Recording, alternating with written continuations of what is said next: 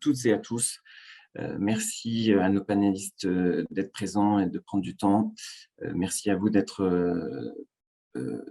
d'assister à ce webinaire en France ou à Singapour. Donc, ce webinaire intitulé Cap sur Singapour et l'ASEAN en 2022, c'est un webinaire qui est une occasion de mieux comprendre les marchés, ainsi que d'identifier les opportunités et les enjeux du secteur maritime dans la région.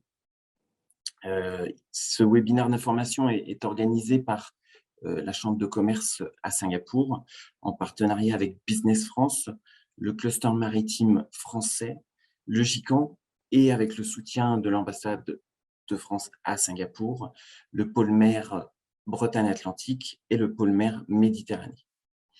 Donc, à la suite d'un protocole d'accord signé entre la France et les autorités maritimes portuaires de Singapour l'année dernière, le 19 avril 2021, et pour approfondir les relations maritimes, la Team France Export à Singapour, Business France et ses partenaires, comme je vous le disais, le cluster maritime en France, le GICAN et l'ambassade de France à Singapour, souhaitent poursuivre les démarches concrètes engagées pour établir des connexions entre les entreprises du secteur en France et les industriels de la région. Donc, ce webinaire est un kick-off d'un programme d'accompagnement des entreprises françaises à Singapour et dans la région, et fait donc suite à cet accord. Le but donc de ce programme et de ce webinaire qui est le kick-off de ce programme, comme je viens de vous le dire, est de renforcer la présence des entreprises françaises dans la région. Le programme du webinaire va être le suivant. Nous allons commencer par une présentation du secteur maritime en ASEAN-Océanie, les enjeux, les opportunités et les secteurs porteurs. C'est Fernando Alves, chef du service industrie au bureau Business France pour l'Australie, la Nouvelle-Zélande et la Papouasie-Nouvelle-Guinée, qui nous présentera donc cette première partie. Ensuite, nous aurons Thomas Giraudot, qui est l'expert sectoriel industrie et clean tech à Singapour. Il nous fera une présentation du secteur maritime à Singapour. Ensuite, en troisième étape, pour nous présenter, nous faire un briefing culturel et aussi une présentation de la sortie de crise sanitaire et la réouverture de l'Asie. Nous avons Géraldine Mabille, qui est donc chef adjoint régional du département de l'industrie clean tech. Ensuite, Fernando et Thomas nous feront une présentation des programmes maritimes dans la zone ASEAN-Océanie. Donc, Fernando plus sur la partie ASEAN-Océanie et Thomas sur tout la programmation des events à Singapour.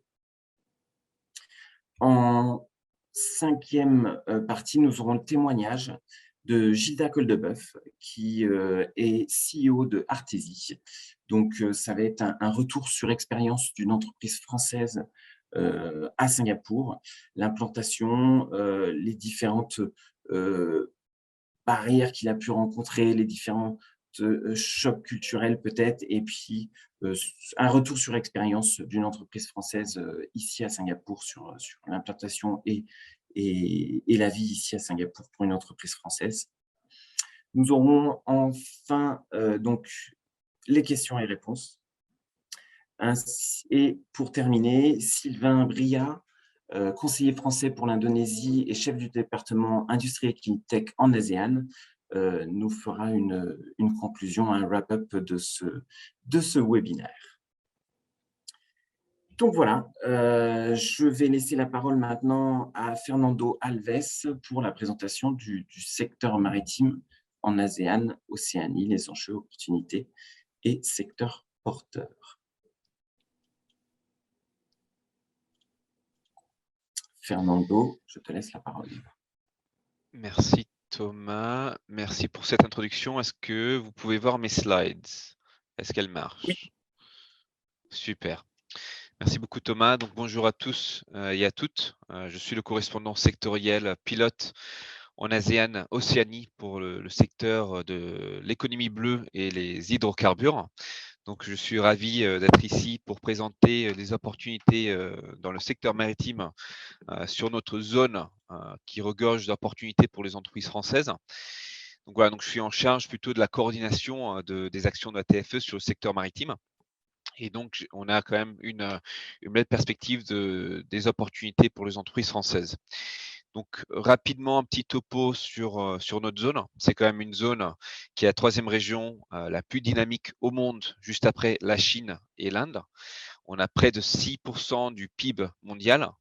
On a des énormes investissements sur les infrastructures qui sont estimés à plus de 200 milliards de dollars américains. On est le troisième marché mondial en termes de population, avec, je pense qu'on a même dépassé les 690 000 millions d'habitants. Et on a une très belle présence française tricolore, très solide dans notre région, c'est sur laquelle les PME, startups et même les grands groupes peuvent s'appuyer en fait. Donc voilà, donc ça c'est notre région. Très rapidement, comme vous pouvez le voir, donc nous avons des bureaux sur la plupart de ces pays et nous couvrons cette région pour toute entreprise qui souhaite se développer ici. Donc, on vous a aussi mis en avant une petite topo des opportunités, spécifiquement des projets par pays que nous avons regroupés avec nos équipes en région. Et en termes de tendance de fond, donc c'est vraiment un carrefour maritime qui est incontournable, l'ASEAN-Océanie. On a vraiment un marché mondial qui passe par la mer qui avec 15% des flux internationaux de conteneurs qui passent la partie du détroit de Malacca, etc. On a vraiment une augmentation aussi qui est intéressante de la consommation du gaz et du pétrole en ASEAN et qui devrait continuer à augmenter dans les 20 prochaines années, avec une augmentation de 142% quand même entre le 2020 et 2030, ça c'est les estimations. On a l'axe Indo-Pacifique, donc c'est vraiment un centre de gravité de l'économie mondiale, avec 40% de la richesse globale qui est ici. Et on a aussi la partie accélération de la digitalisation et automatisation dans le secteur du transport maritime et portuaire, avec un processus qui s'était déjà déclenché auparavant sur la partie e-logistique, e-books, last mile delivery, etc. Aussi à noter, effectivement, la partie opportunité pour la filière française due à la hausse de la piraterie dans la zone et des tensions sur la mer de Chine, qui conduit quand même à une volonté, et on va en découvrir suite à cette slide, une volonté de trouver une alternative aux solutions des pôles russes, chinois et américains. Donc, si on continue, on vous a mis en avant les 4 grands pays de notre zone. Il y a 5 avec Singapour, mais que nos collègues vont couvrir suite à mes slides. Donc, l'Indonésie. Donc, c'est effectivement, donc on a 3 secteurs clés en Indonésie, donc l'économie bleue, le secteur de la défense et tout ce qui est projet de développement de l'Agence française de développement. Donc, la partie économie bleue, c'est vrai que suite à la naissance d'un dialogue maritime bilatéral, DMB, entre la France et l'Indonésie, il y a beaucoup de sujets d'intérêt commun pour la France et l'Indonésie, surtout sur la partie de la pêche illégale, tout ce qui est criminalité transfrontalière, hein, l'économie bleue, la biodiversité, la gestion des catastrophes. Et donc, c'est quelque chose que nous, on en parlera un peu plus sur notre programmation parce qu'on va programmer un séminaire sur ce dialogue maritime bilatéral en mai. Une autre chose qui est intéressante sur la partie défense, c'est que on a eu la signature d'un protocole d'accord de coopération dans le domaine des sous-marins entre Naval Group et le chantier naval public de défense qui s'appelle PTPAL. Cela a été suite à la récente visite effectivement de la ministre des Armées, Florence Parly, et qui s'est traduite effectivement par la suite d'un protocole d'accord de coopération. Donc ça, c'est très important et très intéressant parce que c'est quand même un projet de Naval Group et qui aura éventuellement des opportunités pour toute la filière maritime. Nous avons aussi donc la présence importante de l'AFD, donc via des projets de recherche océanographiques, de recherche et de météorologique marine et des projets de modernisation des ports de pêche et surtout sur la démarche d'éco-certification. Donc ça, c'est pour l'Indonésie, un grand pays de la zone avec beaucoup d'opportunités en Océanie.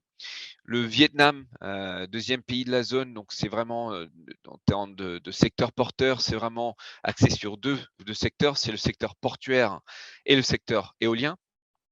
Secteur portuaire, donc l'accent est mis vraiment sur le secteur, sur les projets portuaires, notamment sur le développement de capacités en eau profonde. Donc avec une tendance de fond qui est vraiment le rattrapage de la partie nord du Vietnam par rapport à la partie sud, spécifiquement avec la proximité chinoise qui joue un rôle moteur et déterminant. Donc, sachant que en termes de grandeur, donc le Vietnam compte 17 millions de équivalents 20 pieds, donc EPV, et dont 18 millions sont localisés dans le sud, et les 5 autres sont repartis entre le nord et le centre du Vietnam. Et ensuite, c'est du vrac. Donc aujourd'hui, c'est vraiment le nord du pays qui a le plus de projets, avec un effet de rattrapage et de connexion avec les provinces du sud de la Chine, qui sont vraiment moteurs en fait du développement des infrastructures.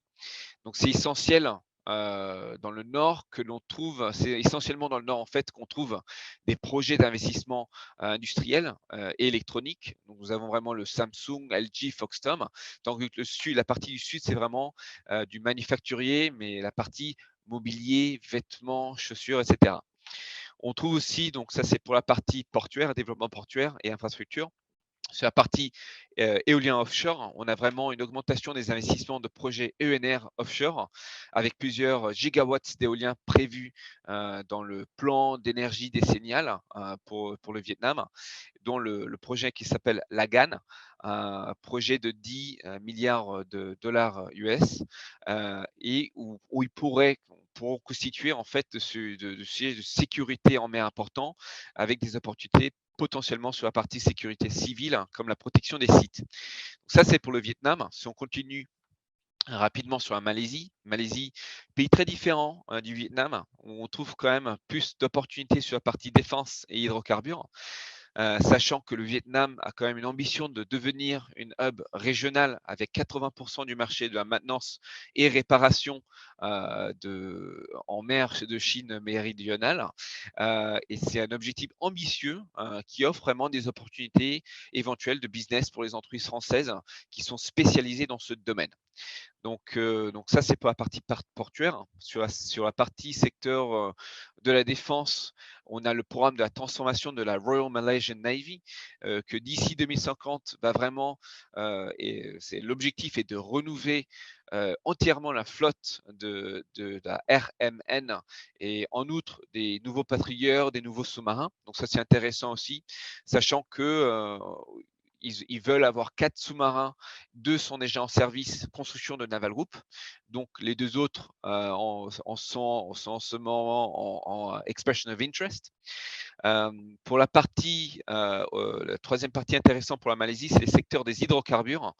Donc sur le secteur, c'est le géant gazier Petronas qui encourage vraiment l'utilisation croissante du gaz naturel comme source de combustible plus propre dans la transition énergétique. Et en 2021 même, Petronas a lancé un appel d'offres pour la construction de 16 offshore service vessels. Et le plan est vraiment de construire plus de 100 navires en 4 ans, jusqu'à 2025. Donc des projets énormes dans la partie hydrocarbures et spécifiquement dans la partie gazière. Si on continue rapidement sur l'autre pays clé de notre zone, c'est l'Australie. Donc l'Australie, c'est un pays, c'est en ce moment l'augmentation des investissements sont vraiment portés par les projets de protection de zones maritimes australiennes. Nous avons des projets énormes aussi d'investissement pour protéger la grande barrière de corail avec 1 milliard de dollars d'investissement. Et très récemment, donc il y a juste 2 semaines, qu'on s'est rendu à Tasmanie, qui est en fait la porte d'entrée pour l'Antarctique. Oui, le gouvernement australien a annoncé 800 millions de dollars d'investissement pour tout ce qui est conservation de la faune et flore dans l'Antarctique, le soutien des capacités de traversée en intérieur sur la partie en Australie de l'Antarctique, car l'Australie a 40% de l'Antarctique. La France, nous avons les terres d'Adelis, je pense que c'est 10% de l'Antarctique. Beaucoup de synergie entre nos deux pays et des activités sur la partie cartographie, donc 60 millions de dollars sur la partie de flotte de drones et de véhicules autonomes pour cartographier en fait les zones inaccessibles et fragiles de l'Antarctique orientale. Donc ça, c'est des investissements très intéressants aussi pour les entreprises qui souhaitent se positionner sur ces axes. Et voilà, donc très rapidement, donc les tendances de fond, on a 3 tendances dans notre zone.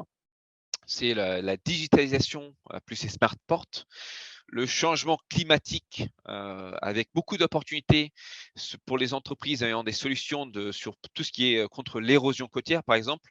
On parle du Vietnam, de l'Indonésie aussi. Il y a des vraies problématiques d'érosion côtière, de protection de la faune et flore et effectivement de la stabilité de la calotte glaciaire en Antarctique.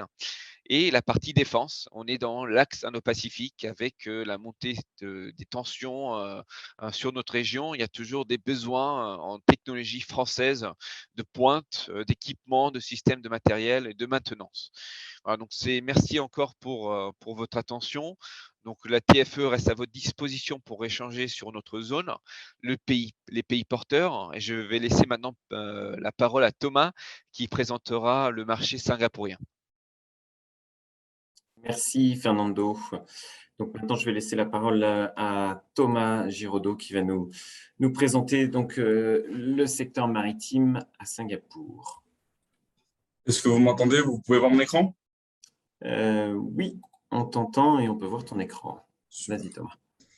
Alors, Singapour, donc c'est une cité-État au cœur de l'ASEAN qui bénéficie vraiment d'une position géographique et stratégique incomparable et qui joue aujourd'hui le rôle de plateforme logistique et commerciale au sein de la région Asie-Pacifique.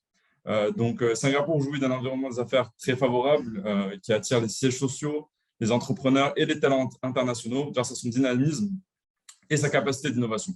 Donc, Singapour, c'est un marché de 5,45 millions d'habitants.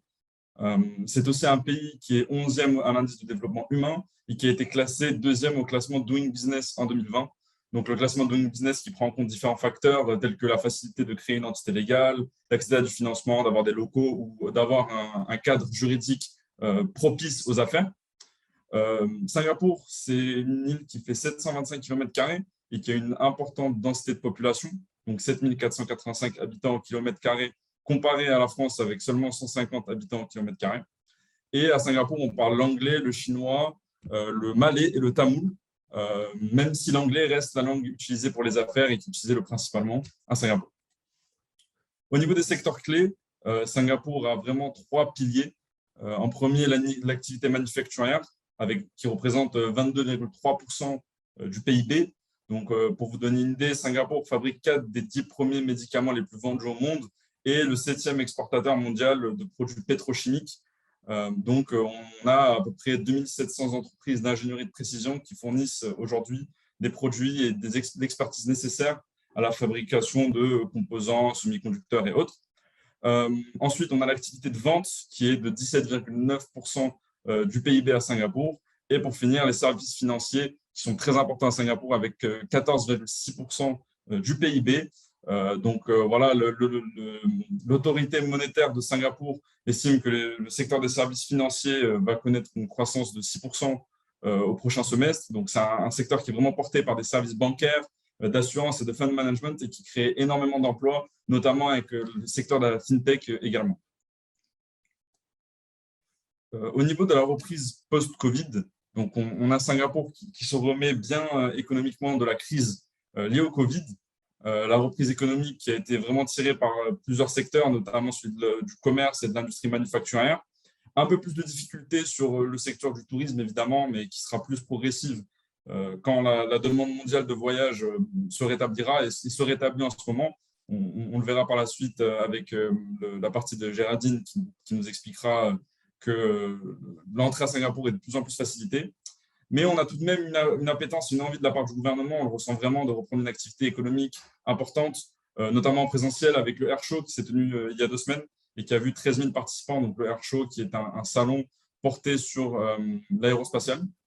Donc pour vous donner une petite idée de ce que fait aujourd'hui Singapour pour dépasser un peu cette crise du Covid, on peut voir 1,6 million de dollars de financement de la part du Maritime Port Authority pour 11 nouveaux projets visant à porter le secteur du maritime au-delà de la crise du Covid.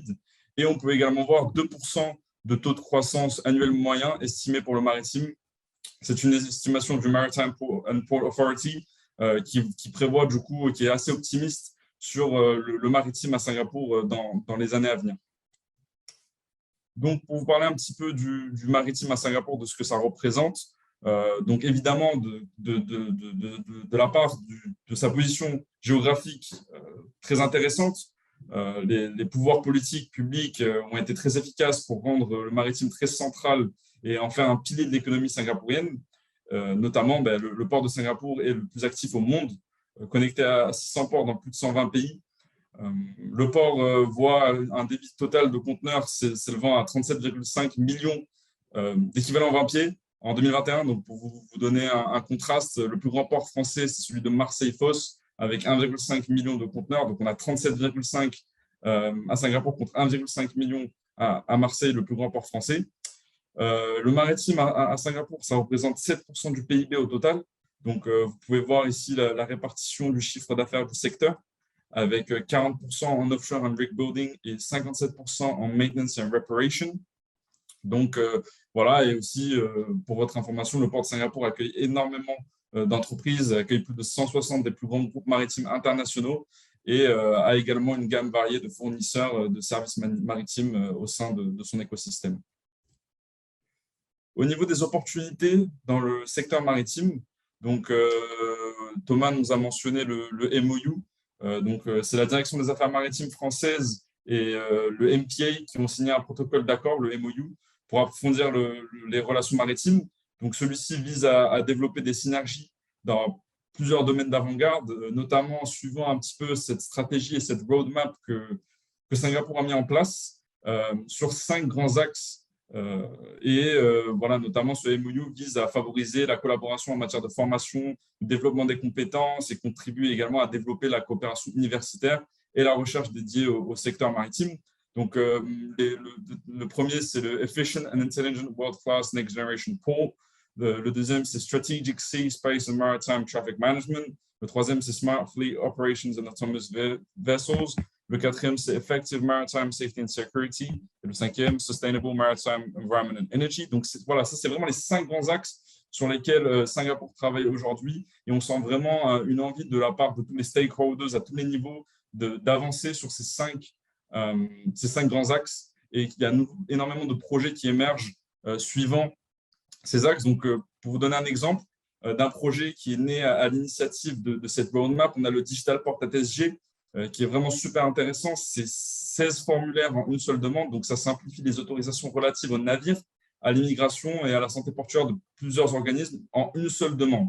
Donc ça permet au personnel, aux capitaines, agents maritimes et autres de plus de 550 compagnies maritimes qui peuvent aujourd'hui soumettre, suivre, recevoir l'approbation des navires à l'arrivée ou au départ via le portail Digital Port ATSG. Ça représente 100 000 heures de travail d'économie par an. Donc, c'est énorme, c'est non négligeable. Dans sa prochaine phase, le Digital Port ATSG souhaite optimiser les ressources portuaires et améliorer l'efficacité grâce à l'intelligence artificielle en facilitant les transactions de flux pour une planification vraiment bien plus optimale du passage des navires dans le port de Singapour. Donc, un projet qui est déjà très ambitieux et qui a encore de l'ambition et qui va encore nous proposer de belles choses. Vraiment, ce Digital Port ATSG servira également de vitrine numérique unique pour la réservation de services maritimes. Un autre projet aussi auquel je voudrais vous parler, c'est le Maritime Green Fund, qui est doté d'un budget de 40 millions de dollars singapouriens, donc ça fait à peu près 30 millions de dollars US. Et via celui-ci, la MPA, donc Maritime Port Authority, collabore avec l'industrie et le monde universitaire pour développer des technologies et piloter l'utilisation de carburants marins alternatifs donc méthanol, biocarburants, et aussi ils s'investissent beaucoup dans les navires électriques. Un cas concret aussi d'entreprise française à Singapour qui participe aussi à des projets qui suivent un petit peu cette roadmap. Et d'ailleurs, CMA-CGM, dont on fera l'exemple ici, participe également au Digital Port at SG. Donc, CMA-CGM qui collabore avec Incomland, donc une plateforme de financement de factures basée à Singapour. Donc, Incomland, c'est une gamme de services financiers fiables et rapides qui est proposée aux clients importateurs et exportateurs pour améliorer leur fonds de roulement. Ensuite, on a Portcast. Donc, Portcast, c'est une start-up singapourienne auquel le groupe CMA-CGM s'est associé et qui améliore la fiabilité des prévisions de volume donc sur le port ou sur les navires grâce à l'analyse prédictive. Donc, une nouvelle fois, voilà, on voit des projets très novateurs, des startups, et on sent dans l'écosystème maritime singapourien une réelle envie d'aller plus loin dans le digital et dans des projets novateurs. Et pour finir, on a l'Université nationale de Singapour, donc NUS, avec lequel CMA-CGM s'est associé. Donc, le groupe développe un projet avec cette université qui est une des meilleures de Singapour et qui consiste à construire un système d'aide à la décision pour la planification de l'arrimage des porte-conteneurs. Donc, voilà. Je vais maintenant passer la parole à Madame Géraldine Mabille et je vous remercie de m'avoir écouté. Merci beaucoup Thomas, et merci beaucoup également Thomas encore et Fernando pour vos premiers mots sur ce webinaire. Effectivement, je vais passer du coup maintenant à la partie interculturelle. Alors attendez, est-ce qu'on peut Partie partager les slides? interculturelle, Yes. et puis aussi la sortie de la crise sanitaire et la réouverture de l'Asie. Voilà, tout à fait. Donc, rapidement, je suis Géraldine Mabille. Je travaille donc pour l'équipe Business France, plus généralement pour la Team France Export. Je suis basée à Bangkok et je suis correspondante sectorielle en ASEAN-Océanie pour la transition énergétique. Si je suis avec vous aujourd'hui, c'est parce que je suis basée en Asie depuis un peu plus de 10 ans et donc j'ai aussi une compétence interculturelle. Et je vais donc très rapidement vous donner quelques éléments de compréhension des pays de la zone. Alors, permettez-moi de faire circuler mes slides. Donc, premièrement, briefing interculturel. L'ASEAN, on fait souvent l'erreur, en venant d'Europe, d'approcher l'ASEAN comme un autre marché qui serait similaire à l'Inde ou la Chine. Donc, on considérait que l'ASEAN, c'est un tout assez homogène. En vérité, l'ASEAN, c'est une zone qui est extrêmement hétérogène. Donc là, je vous ai listé quelques petites chiffres clés pour chaque pays qui vous permettra de bien comprendre les différences de taille, de poids démographique, de poids économique des pays qui composent cette région. Donc rapidement, on peut voir que la zone ASEAN comprend des pays comme Singapour, qui est quand même au cœur de la présentation aujourd'hui, qui, si le pays ne comprend que 5,7 millions d'habitants, est le pays qui a le PIB par habitant le plus élevé. On est quasiment à 60 000 $ US par an par habitant. En parallèle, en face de Singapour, vous avez l'Indonésie, qui est un géant démographique avec de son côté 273,5 millions d'habitants et un PIB par habitant, au contraire, qui est un peu plus modeste que celui de Singapour, où on est à peu près à 3 870 € par an par habitant. Donc voilà, l'ASEAN, c'est une zone qui comprend toutes ces réalités, toutes ces différentes réalités. Je ne vais pas passer en revue tous les indicateurs de chaque pays, parce que je pense qu'on va largement déborder sur le temps de ce webinaire. Mais en gros, voilà, l'idée ici, c'est de vous donner une grille de lecture de la zone. En général, ce que moi, je fais quand je présente la zone ASEAN, c'est que je différencie les pays en 4 niveaux de développement. On va avoir les pays en voie de développement, le Myanmar, bon, pour l'instant, le Myanmar, on va le mettre un peu entre parenthèses, malheureusement. Le Myanmar, le Cambodge et le Laos, qui sont des pays aux économies en tout début de croissance. Ensuite, vous avez les pays en développement, le Vietnam, l'Indonésie, qui sont vraiment en train d'être des moteurs économiques. Ensuite, vous avez des pays que je considère, moi, comme développés, la Malaisie et la Thaïlande. Et ensuite, les pays très, très développés, Singapour, Australie, Nouvelle-Zélande, où on peut parler de pays qui ont des niveaux de développement qui sont quasi devant la France. Juste pour avoir une idée de comment un entrepreneur français peut se positionner dans ces pays et ce qu'il peut s'attendre à comprendre quand il arrive dans les zones. Je me suis permis aussi de lister un indicateur qui est assez intéressant sur les pays de la zone, c'est la moyenne d'âge de la population de ces pays. C'est important de savoir quand on arrive à Singapour, la moyenne d'âge, elle est de 42 ans.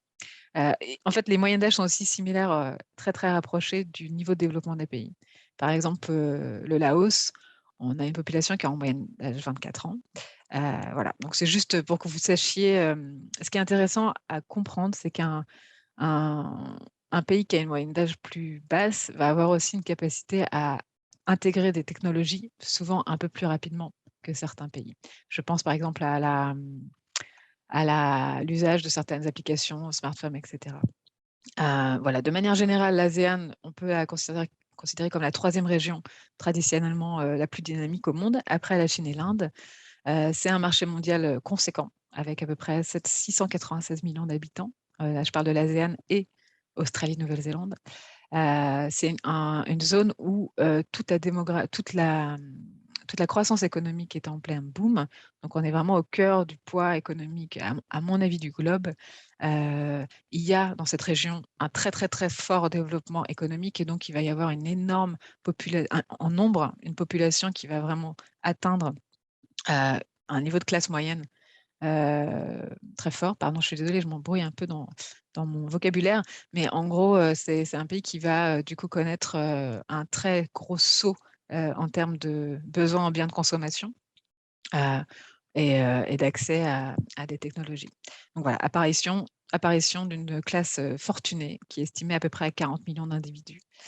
Voilà, et enfin, élément non négligeable, c'est une zone où il y a déjà une présence tricolore assez solide sur lesquelles les PME françaises peuvent bien évidemment s'appuyer. Je sais pas, je pense qu'on n'a pas beaucoup de temps, donc je vais passer en revue rapidement, mais c'est un pays, donc comme je l'ai expliqué, très divers, avec, mais pas seulement dans ses niveaux de développement. Chaque pays a également en son sein une grande diversité. La Thaïlande, le Vietnam, la Birmanie, c'est des pays où il y a plus de 50, voire 135 ethnies officielles. Vous avez en Malaisie, Singapour, des citoyens qui sont différentes origines, majoritairement malaises, chinoises et indiennes. Vous avez l'Indonésie qui comprend 18 000 îles. Et vous avez aussi l'Australie. C'est une statistique assez intéressante, c'est de savoir qu'une personne sur 4 qui vit en Australie est née à l'étranger. Donc, on est quand même sur des marchés extrêmement diversifiés. C'est aussi une région très, très digitalisée. Bon, voilà, je passe rapidement sur les tabous universels, mais je vous déconseille forcément, si vous arrivez dans la région, de parler politique ou religion avec vos interlocuteurs. Et enfin, un sujet qu'on ne peut pas éviter, la problématique de la corruption. C'est une réalité dans plusieurs pays de la zone. Et donc, quand vous arrivez dans les pays de la zone, soyez vraiment prudents, renseignez-vous bien sur la solvabilité de vos interlocuteurs et leur réputation, surtout avant de vous engager contractuellement avec eux. Rapidement, sur les conseils de communication, chaque pays a son mode de communication privilégié. On peut avoir tendance à, nous, Européens, avoir le réflexe d'utiliser principalement les mails, mais sachez que par exemple sur des pays comme la Malaisie ou l'Indonésie, les échanges vont être beaucoup plus fluides sur WhatsApp, au Vietnam sur l'application Zalo, en Thaïlande tout se fait sur l'application Line et en Australie l'usage de LinkedIn est assez démocratisé. Donc voilà, c'est juste des petits conseils sur la façon de garder le lien avec vos prospects. Chaque pays, chaque marché a vraiment ses spécificités et ses modes de communication. En Thaïlande, n'utilisez surtout pas LinkedIn pour faire de la démarche, ça sera très, très mal perçu. Voilà, donc c'est juste des choses à avoir en tête. Essayez si vous êtes des primo-exportateurs, si vous vous intéressez à ces marchés et que vous mettez pour la première fois un pied dans la région, essayez d'éviter des écueils qui sont vraiment juste des maladresses. Et du coup, Singapour utilise énormément WhatsApp. Voilà, exactement. Pardon, je pensais l'avoir mis. Mais voilà, on est sur. Mais voilà, c'est des petits détails à avoir. Un sujet aussi très, très important, le concept de face et de politesse dans la région. Ça, par contre, c'est assez très, très partagé par l'ensemble des pays de la zone. On est sur des pays qui sont un peu. Qui requièrent une certaine patience et aussi où la politesse est vraiment reine. Donc, montrer de l'énervement, montrer de l'agacement, c'est extrêmement mal perçu. Il faut avoir, du coup, forcément développer des capacités d'écoute et d'analyse, savoir lire entre les lignes. Quand une entreprise ne répond pas à 4 langues, ça veut dire que c'est un non. Voilà, il faut l'admettre. On n'aura pas un non franc comme on peut s'y attendre dans certains marchés européens. Voilà, évitez d'approcher vos prospects en critiquant vos concurrents. C'est quelque chose qui est assez mal perçu. De manière générale, essayez de ne pas être négatif dans votre approche. Et Et aussi un détail aussi important, l'importance de la seniorité.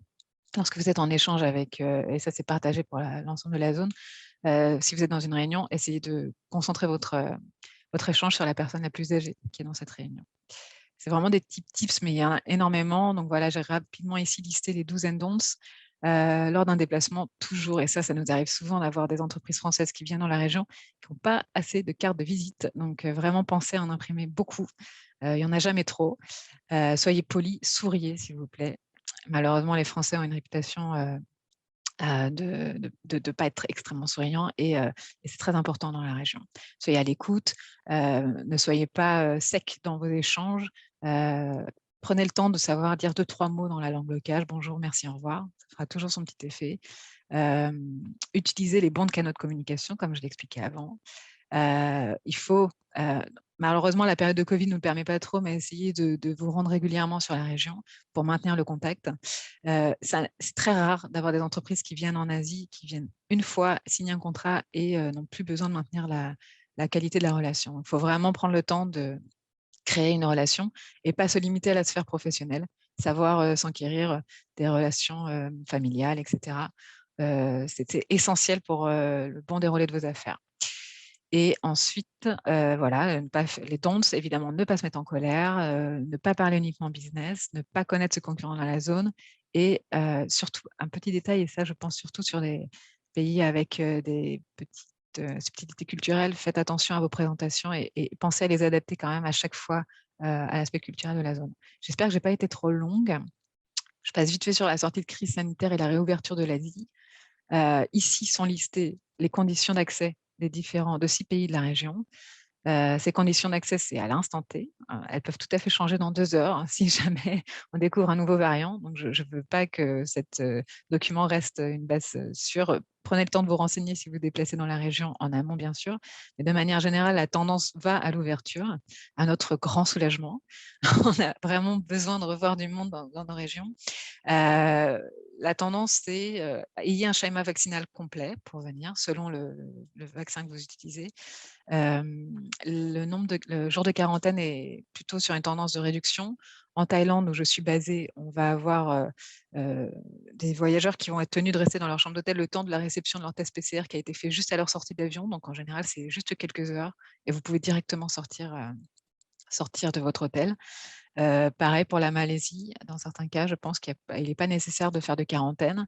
Voilà, donc ayez en tête que de manière générale, on va quand même sur une tendance à l'ouverture, à la facilité d'accès, et il n'est pas impossible de faire des sauts de pays à pays, voilà, de ne pas limiter vos déplacements uniquement sur un pays, mais d'effectivement pouvoir rayonner dans la zone. Voilà pour mes très rapide présentation et interculturelle et l'ouverture générale de la zone dans le contexte Covid. On espère vous voir tous nombreux. Enfin, si vous vouliez des précisions sur l'aspect interculturel, n'hésitez pas à faire appel aux équipes de la zone. On a développé avec mes collègues Business France des documents de briefing interculturel assez touffus, d'à peu près une 40aine de pages, qui vous permettront d'éviter de faire des impairs lorsque vous vous rendez sur la zone.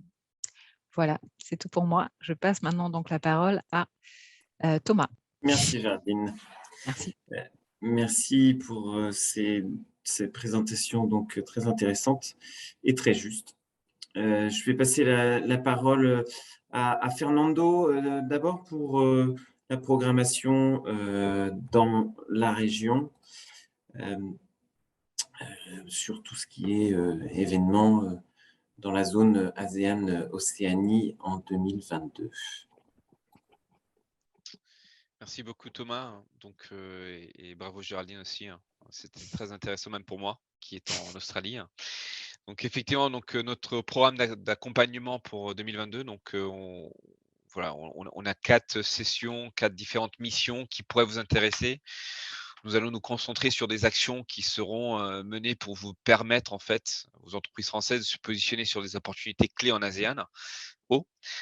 Et l'ASEANO est un marché qui est très particulier, comme Géraldine et Thomas l'ont pu vous expliquer. Donc, c'est vraiment une mode d'approche qui demande un besoin d'accompagnement personnalisé dans la durée et une connaissance des pratiques, des caractéristiques d'affaires locales. Voilà. Donc, nous avons premièrement un séminaire maritime bilatéral France-Indonésie qui se tiendra en mi-mai 2022. Donc la date exacte, on vous la confirmera dans le mois prochain. Donc c'est vraiment c'est piloté par notre directeur chef pilote de l'industrie en ASEAN, hein, donc Sylvain Bière. Et donc c'est vraiment suite à ce que j'avais expliqué donc à la naissance du dialogue maritime bilatéral de la France-Indonésie. Et ce séminaire aura pour vocation de mettre en avant les sujets d'intérêt commun pour la France et l'Indonésie, dont la pêche illégale, l'économie bleue, la biodiversité, la recherche-exploration des fonds marins, etc. Donc, nous avons aussi une mission sur l'Australie, donc le French Maritime Tour en Australie. Donc, c'est vraiment une mission qui aura un focus sur les 2 secteurs que nous avions mentionnés. Donc, mission sur 2 États, Tasmanie et Queensland, pour rencontrer les donneurs d'ordre sur les thématiques clés du pays. Donc, c'était vraiment le focus antarctique avec les grands investissements et aussi la grande barrière de corail en Australie. Il y a vraiment des centres d'intérêt pour les entreprises françaises dans cette région, tels que le climat, l'écosystème marin, tout ce qui est terrestre en Antarctique, et la partie transition énergétique aussi, donc tout ce qui est ressources énergétiques renouvelables, qui pouvant remplacer en fait la partie combustible, comme l'hydrogène vert par exemple. Donc ça, c'est vraiment le focus qu'on fera en 2022 sur l'Australie, et on pense entre 2-3 jours en Tasmanie et 2 jours au Queensland pour cette mission. Nous avons aussi le French Maritime Tour en ASEAN, Indonésie, Malaisie et Vietnam.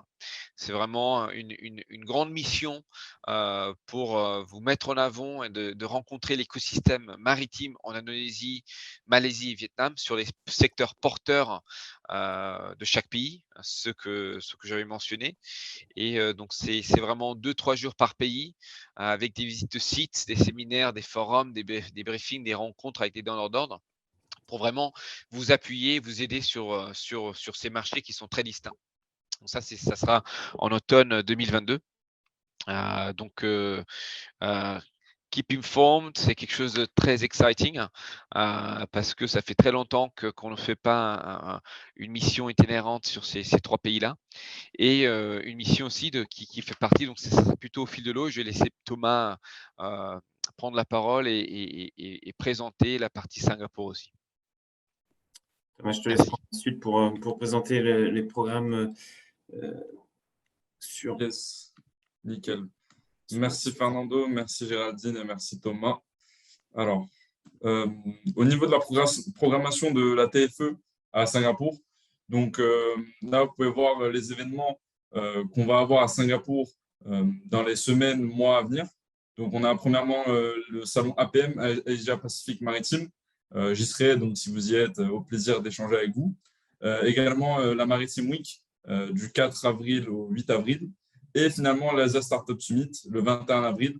Donc, Asia Startup Summit qui est sponsorisé cette édition par CMA CGM, Bolloré et NG Factory. Donc, très intéressant si vous avez une startup. N'hésitez pas à nous joindre. Et pour le French Maritime Tour Singapour, donc c'est un accompagnement vraiment en 4 étapes, donc qui fait suite à cette signature du MOU et dans cette dynamique où l'ambassade de France, le cluster maritime, le GICAN, la Team France Export à Singapour souhaitent poursuivre des démarches concrètes et engagées pour établir des connexions business. Donc le but, c'est vraiment de comprendre les tendances du marché, de rechercher de nouveaux partenaires, des clients potentiels et des nouvelles opportunités d'affaires. Donc la prochaine étape après ce webinaire, ce serait un call de cadrage et de briefing marché, donc un call organisé avec l'expert sectoriel de la Team France Export Singapour ou ASEAN pour cerner vos besoins et vos attentes.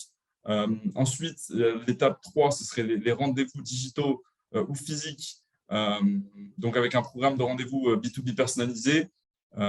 Et pour finir, la 4e étape, le débriefing, donc un entretien de débriefing avec l'expert sectoriel qui sera réalisé donc, pour avoir un peu un feedback, ainsi qu'un dossier de restitution complet qui permettra d'avoir un peu un breakdown, une revue de la mission.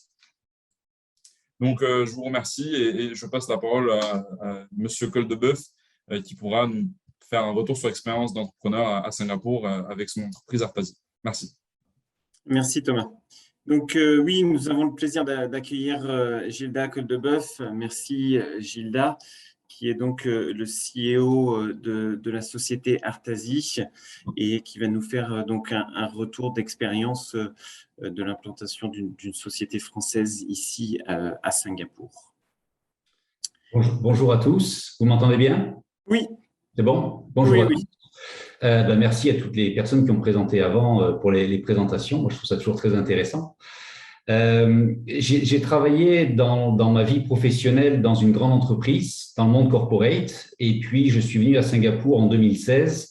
Et après différentes expériences, j'ai décidé de monter une société sur Singapour. Donc, la partie que je vais aborder aujourd'hui est plus une partie sur le monde de la start-up, le monde de la toute petite entreprise.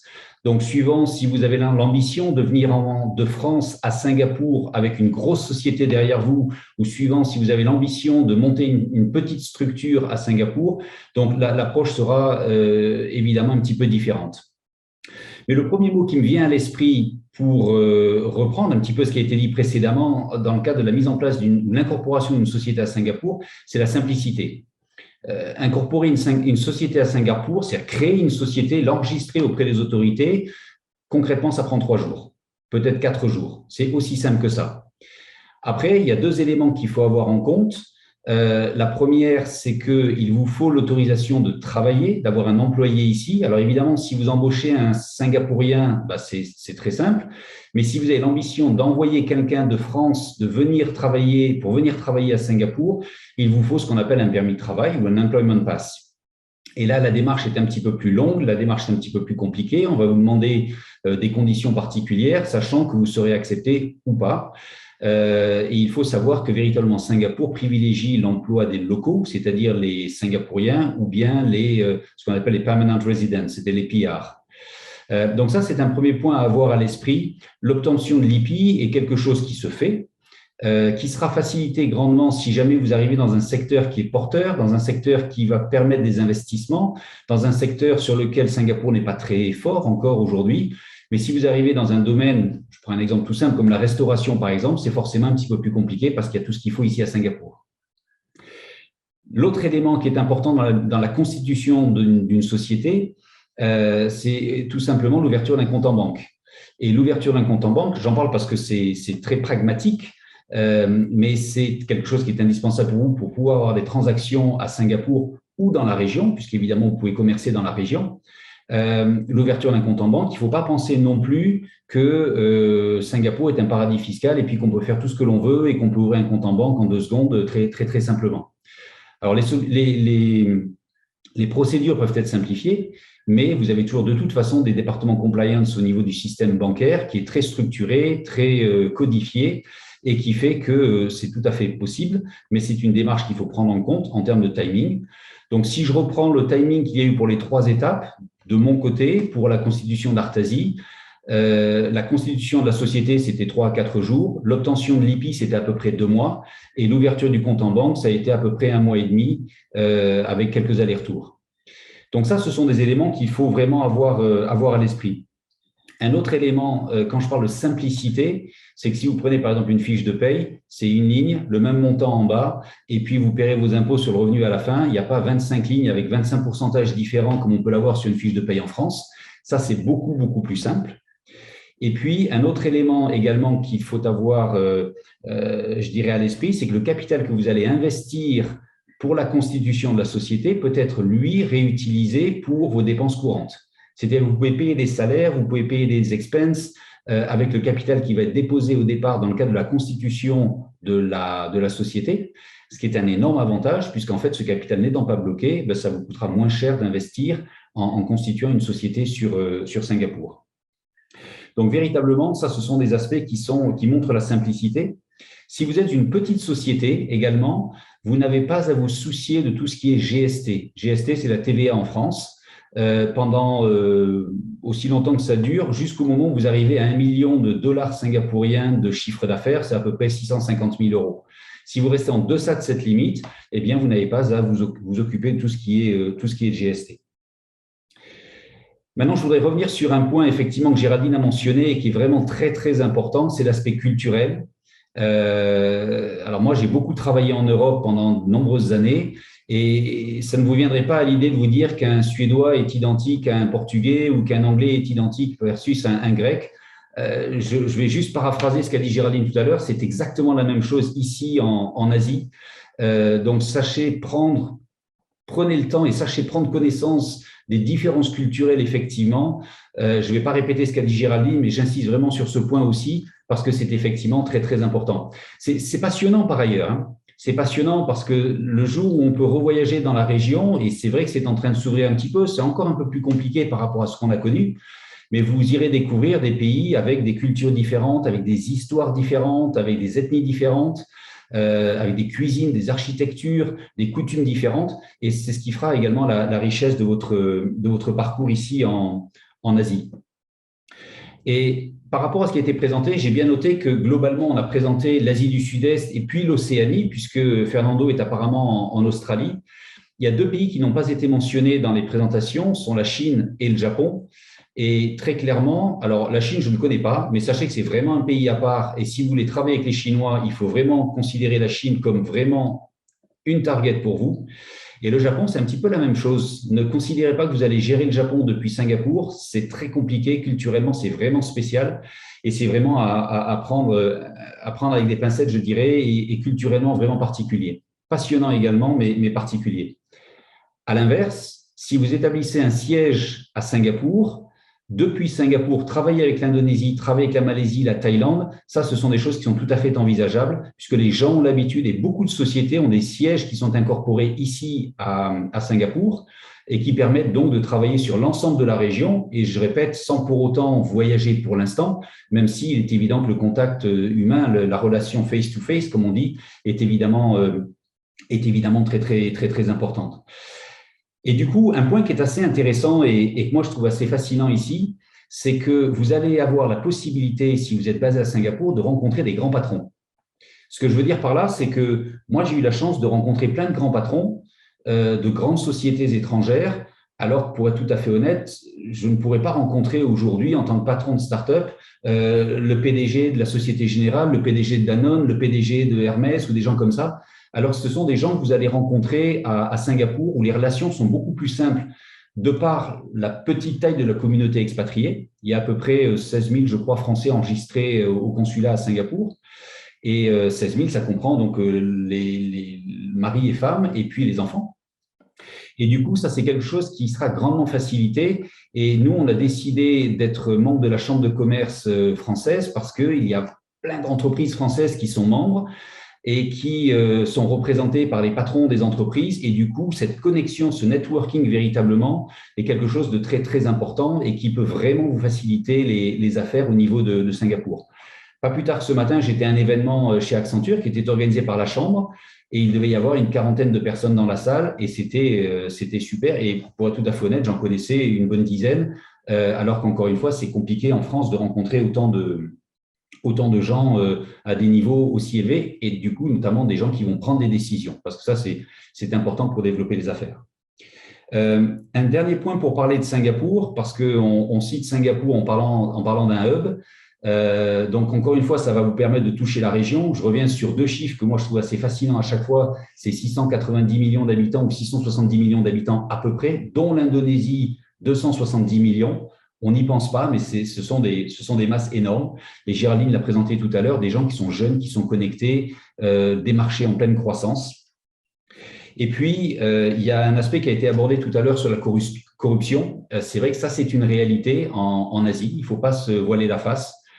Mais l'avantage, c'est qu'à Singapour, vous avez un système légal qui est très clairement établi, qui est installé. Vous n'avez pas de corruption à Singapour, ou en tout cas, moi, je n'y ai jamais été confronté.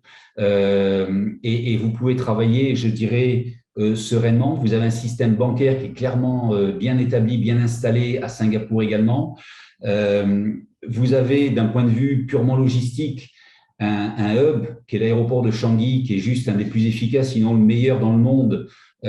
Pour vous donner un exemple, entre une sortie de l'avion, au moment où on sort véritablement de l'avion et le moment où j'arrivais chez moi, il me fallait à peu près 40 minutes, alors que j'ai 20 minutes de taxi, et le tout en récupérant ma valise. Donc ça, c'est extrêmement efficace et ça facilite vraiment les voyages. Et je crois d'ailleurs que la route Alors, avant le Covid, la plus utilisée dans le monde, c'était Singapour-Kuala Lumpur. C'est très rapide en avion, mais les gens prenaient cette voie aérienne comme on prend le bus ou comme on prend le métro quasiment, quoi. Donc, les infrastructures sont vraiment bien en place à Singapour. Le système légal est vraiment bien établi, tout est contrôlé, on peut vérifier, ça, on peut aborder un aspect aussi un petit peu politique, mais on n'a dit pas de politique dans ce webinaire. Mais ça c'est vraiment, ça facilite vraiment les choses. Et puis après, c'est un truc tout bête, mais au niveau de l'installation, si vous venez en famille sur Singapour, bah, vous avez des écoles qui sont super, vous avez une ville qui est extrêmement sécurisée, extrêmement safe, c'est la réputation de Singapour. Je vois Géraldine qui habite à Bangkok, c'est pas du tout la même vie. Bangkok, c'est super, mais c'est pas du tout la même vie. Singapour, tout est structuré, tout est organisé, tout est très propre, tout fonctionne. Vous avez le système de transport en commun qui fonctionne parfaitement bien aussi. Donc, qui facilite également grandement l'adaptation à telle enseigne que moi qui ai travaillé pendant longtemps avec des Japonais quand j'étais en Europe, le jour où j'ai annoncé que je partais à Singapour, on m'a dit c'est le Disneyland de l'Asie ou c'est Asia for Beginners, quoi, concrètement, ou l'Asie pour les nuls, comme on dit en français. Et c'est un petit peu vrai, c'est un petit peu vrai. Mais véritablement, ce qu'il faut retenir de ce que l'on peut faire à Singapour, c'est que vous allez avoir accès à un marché important, un marché jeune, un marché dynamique, un marché en croissance. Vous allez pouvoir rencontrer des gens qui vont prendre des décisions, et ça c'est assez formidable. Il y a un aspect qu'il faut avoir à l'esprit, c'est la simplicité, encore une fois. Et puis, le dernier point que je voudrais mentionner, et ça, c'est quelque chose qui est moins simple, ou en tout cas, moi, j'ai moins réussi dans ce domaine-là, c'est que rencontrer des gens, des étrangers à Singapour, c'est relativement simple. Mais si vous voulez vraiment rentrer dans le monde singapourien, dans les systèmes d'entreprise privées ou publiques singapouriennes, c'est bien de s'associer avec des Singapouriens aussi, parce qu'eux auront les connexions, eux auront fait l'école avec les gens que vous voulez rencontrer, ou auront fait l'armée, parce que le service national est obligatoire à Singapour. Donc, tous les hommes passent par là. Et pour rencontrer ces gens-là, c'est parfois bien d'être appuyé par des locaux, puisque très clairement, les locaux travaillent avec les locaux. Et mettez-vous à leur place. Imaginez si des Singapouriens débarquent en France. Est-ce que c'est vers eux que vous irez naturellement tout de suite, ou est-ce que vous irez peut-être un peu plus vers des Français? Très clairement, à Singapour, il y a une préférence nationale, donc c'est important de l'avoir à l'esprit quand vous voulez venir pour y développer vos affaires. Voilà rapidement ce que j'avais en tête pour partager mon expérience avec vous. Et si vous avez des questions, je serai ravi d'y répondre. Très bien, merci beaucoup Gilda de ton retour sur l'expérience et c'est vrai que je vais rebondir un petit peu sur ce que tu disais. C'est là où les teams France Export qui sont implantés dans chaque pays, à Singapour, en Thaïlande ou en Australie, peuvent être intéressantes dans la mesure où les teams France Export sont implantés depuis longtemps et ont un réseau, que ce soit d'entreprises locales ou d'entreprises françaises installées ici en ASEAN, qui peuvent permettre justement de vraiment engager ces connexions et commencer à explorer des business opportunities. Je vais aussi rebondir sur le fait que la chambre ici de Singapour est implantée depuis 40 ans. Nous sommes donc une plateforme multiservice où justement nous aidons les entreprises à s'implanter, à recruter aussi. Et la Team France Export au sein de la Chambre de commerce va vous aider dans de multiples services pour trouver des partenaires, trouver des business opportunities ou étudier un petit peu plus le marché, ce qui est le cas aussi pour toutes les teams France Export, comme en Thaïlande avec Géraldine ou en Australie avec Fernando. Et surtout, je tiens à pointer du doigt, et je pense que Sylvain va certainement en parler lors de sa conclusion, mais comme ce kick-off, ce webinaire est un kick-off donc de ces French Tour maritimes qui vont se dérouler ici en ASEAN, à Singapour et dans la région. Donc, je vous engage à prendre contact avec nous si vous souhaitez en savoir plus sur ces tours, sur les events qui vont être tout au long de ce French Maritime Tour. Donc voilà, je vais laisser la parole à Sylvain pour la conclusion. Alors, je regarde s'il y a eu des questions. On n'a pas eu de questions pendant le webinaire. Il y a juste une réaction de Patrick qui dit « Les Philippines semblent avoir été un petit peu oubliées ». Bon, je pense qu'effectivement, elles n'étaient pas représentées, mais en tout cas, si vous avez des questions sur les Philippines ou autres où il y a forcément des opportunités, j'en suis sûr, surtout n'hésitez pas à revenir vers nous. Je vais donc laisser la parole à Sylvain pour la conclusion de ce webinaire. Je remercie tous les panélistes, Géraldine, Fernando, Gilda et Thomas pour leur présentation qui était très intéressante. Et puis pour ton partage d'expérience, Gilda, merci. Et Sylvain, je vais te laisser pour la conclusion de ce webinaire. Très bien, merci Thomas. Bonjour à toutes et à tous. Donc Sylvain Biard, effectivement, je suis basé à Jakarta, je suis en charge du bureau Indonésie de Business France et puis je coordonne, comme ça a été indiqué tout à l'heure par Fernando, l'activité industrie cleantech sur la zone ASEAN Océanie, donc pour Business France. Donc je suis chargé de clôturer ce webinaire au nom de Business France, de la Chambre de commerce franco-singapourienne et plus généralement de la Team France Export sur la région. Je souhaitais bien évidemment vous remercier de votre participation à cet événement. Merci à nos collègues de Singapour pour cette co-organisation. Merci à Géraldine et Fernando pour leur contribution active également au contenu de ce webinaire. Et puis merci à M. Coldebeuf pour son témoignage sur l'intérêt de la place singapourienne dans la région. Moi, j'étais plus généralement ravi qu'on puisse organiser ce webinaire pour partager avec vous sur les enjeux, les opportunités liées au domaine du maritime en ASEAN et en Océanie. J'espère qu'il vous aura permis justement d'appréhender un petit peu plus les perspectives dans ce secteur, sur cette région. Je vais parvenir sur les différents points qui ont été évoqués plus tôt dans le cadre du webinaire, mais on le voit, il y a des objectifs de développement à la fois d'infrastructures, des enjeux très forts en matière de sécurité et de sûreté maritime, des enjeux extrêmement prégnants également en matière de protection des ressources marines ou de dépollution. Il y a des enjeux de verdissement aussi des activités de transport maritime. Donc tout ça, c'est autant d'enjeux institutionnels et commerciaux, bien évidemment, pour nous, que ce soit au niveau institutionnel, autant qu'au niveau des entreprises. Et c'est vrai qu'on est en plein dans le cœur, en termes géographiques, de la stratégie Indo-Pacifique française. Voilà, donc des enjeux à la fois sur Singapour, sur les différents marchés. L'Indonésie, je vais parvenir dessus, ça a été évoqué tout à l'heure. On a un dialogue maritime bilatéral qui s'ouvre avec nos partenaires indonésiens. On a aussi des perspectives très fortes dans le domaine de la sécurité et de la défense notamment. Et puis, y compris sur des marchés comme l'Australie, on a des nouveaux enjeux qui s'ouvrent autour des sujets antarctiques, par exemple. Voilà, Fernando est revenu dessus tout à l'heure.